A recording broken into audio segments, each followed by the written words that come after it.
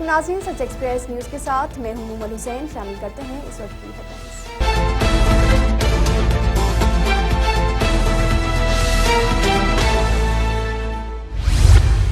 وزیر اعظم عمران خان بلوچستان کے ایک روزہ دورے پر روانہ ہو گئے۔ رومانیہ میں تیار کردہ جدید آلات اور ٹیکنالوجی سے لیس جہاز PNS تبوک کو پاک بحریہ میں شامل کر لیا گیا۔ سپریم کورٹ رجسٹرار آفس نے نیب ریفرنس کراچی منتقل کرنے کی آصف زرداری کی درخواستوں پر اعتراض عائد کر دیے۔ امیر جماعت اسلامی پاکستان سراج الحق نے ثانیہ کشمور پر کہا ہے کہ جنسی زیادتیوں کو روکنے کا واحد حل سزائے موت ہے۔ رحمیار خان میں کھیتوں سے برآمد ہونے والی 20 سالہ لاپتہ لڑکی زخموں کی تاب نہ لاتے ہوئے اسپتال میں جاں بحق ہو گئی۔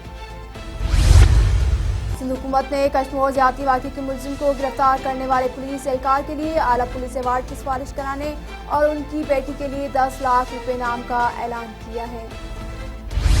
بھارتی فوج کی جانب سے لائن آف کنٹرول کے علاقہ رکچکتی اور خنجار سیکٹر میں سیز فائر کی خلاف ورزی پر سینئر بھارتی سفارتکار کو دفتر خارجہ طلب کر لیا گیا۔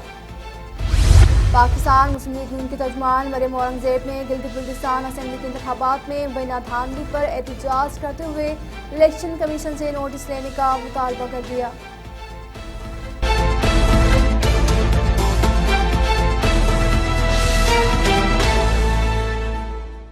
ہیڈ لائنز اپنے جانے ناظرین، مزید خبریں بھی شامل کریں گے مگر شارٹ بریک کے بعد ہمارے ساتھ رہیں۔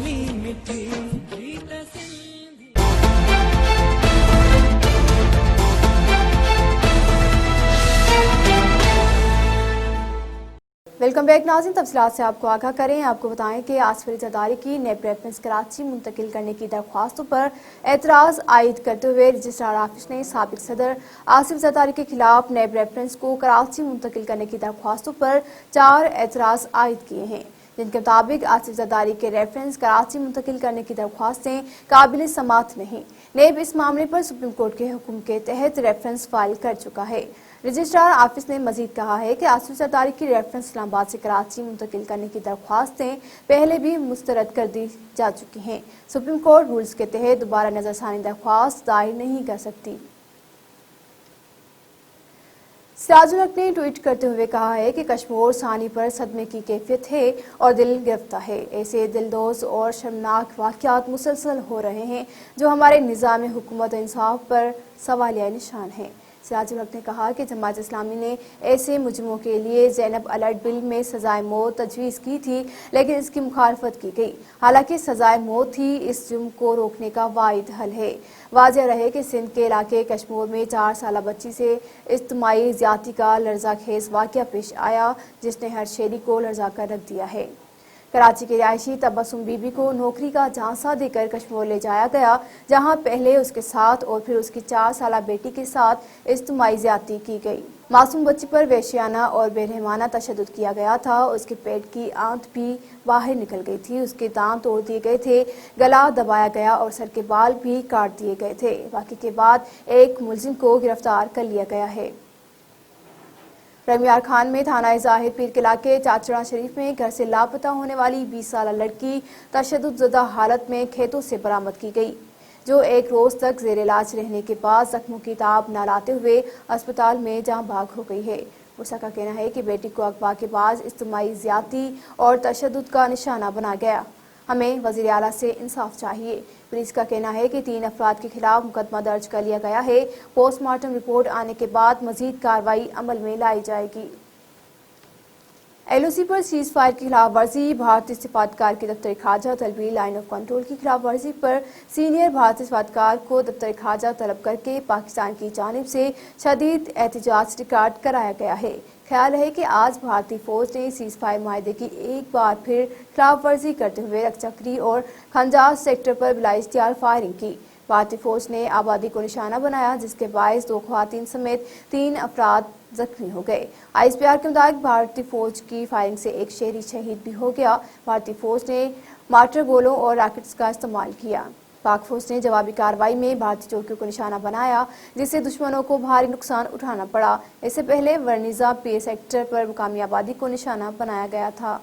पाकिस्तान ने हाईलैंड के शहर हेग में सऊदी सिफारतखाने में फायरिंग की भी शदीद मजम्मत की है। तर्जुमान दफ्तर खारजा पाकिस्तान जाहिद हफीज चौधरी का कहना है कि पाकिस्तान हाईलैंड के शहर हेग में सऊदी सिफारतखाने में फायरिंग की शदीद मजम्मत करता है। जाहिद हफीज चौधरी का कहना था कि हाईलैंड के दारुल हुकूमत में सऊदी सिफारतखाने पर फायरिंग शर्मनाक और आलमी कानून के पामाली है। तर्जुमान दफ्तर खारजा पाकिस्तान का यह भी कहना था कि जिस काम की फौरी कार्रवाई का खेद मुकदम करते हैं, तवक्को है कि मुलजिमों को जल्द गिरफ्तार कर लिया जाएगा। उन्होंने कहा कि सुल्तानत सऊदी अरब के साथ इजहार यकजहती करते हैं। सऊदी अरब की सलामती को दरपेश किसी भी खतरे में बिरादर मुल्क के साथ खड़े हैं। मरियम औरंगजेब ने एक बयान में कहा है कि गिलगित बल्तिस्तान के इंतखाबात में 1000 से ज्यादा जाली पोस्टल बैलेट पेपर्स का जारी होना धांधली का एक और सबूत है।